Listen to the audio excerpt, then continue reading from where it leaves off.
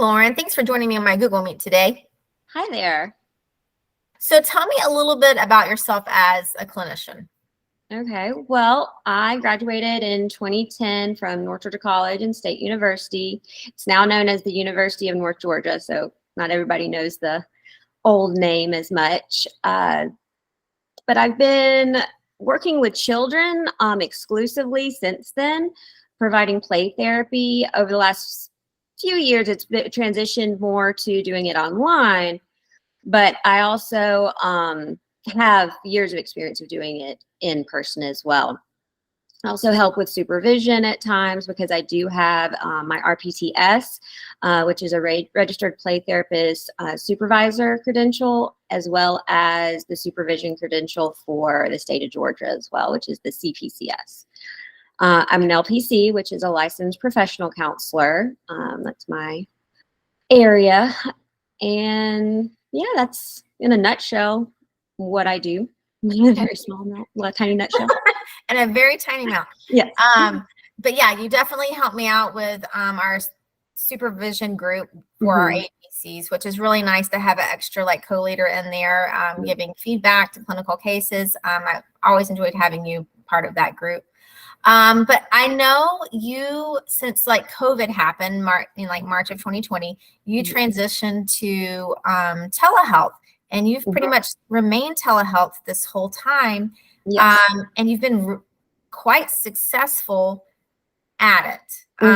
Can you tell me, and I think some questions we get from like parents is like, you know, how do you work with my kid, or how do you work with our family via telehealth? Can you tell me a little about that? Absolutely. So I have seen telehealth be just as effective as in person, which is why I've stayed doing it online, and just for risk factors, family things, you know, just works well for myself doing it online exclusively. And the way I do that, the way I keep kids engaged, is I have a lot of online tools that I use, and kids are already way ahead when it comes to technology, surprisingly so. For the littler ones, though, who aren't as tech savvy, I do more of the child-parent relationship therapy, which is a type of filial therapy, family therapy, but doing kind of like teaching parents to do play therapy light at home, in a sense. And I've just done really well connecting with kids online, just because it's what the world we live in is like today. They are all for it. And I really enjoy it. Yeah. I think it's cool. You've been able to keep up this caseload this whole time over these 3 years, and it's really successful. And I think I see a trend towards you end up retaining kids, especially those younger ones, for like the filial component. And it seems pretty successful. So yeah. Yeah.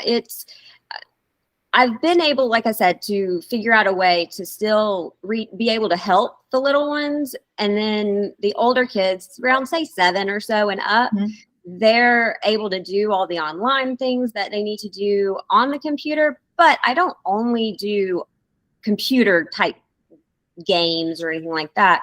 I use a lot of creative, expressive activities using tools they already have within their home usually. Okay. And you try to bring in some of their toys as well to the play. Like if they have a playroom, I'll request them to be in that room, private as much as possible as well, or having them be in their bedroom private as well, just to let the kids feel more comfortable to open up in the session. And it's worked out really well. Yeah. Well, thank you for joining me today for these few minutes and like kind of explaining a little bit about online play therapy and what that looks like for kids and for families. I appreciate it. Absolutely. I was happy to do it. All right. Thanks, Lauren. Thanks. Bye.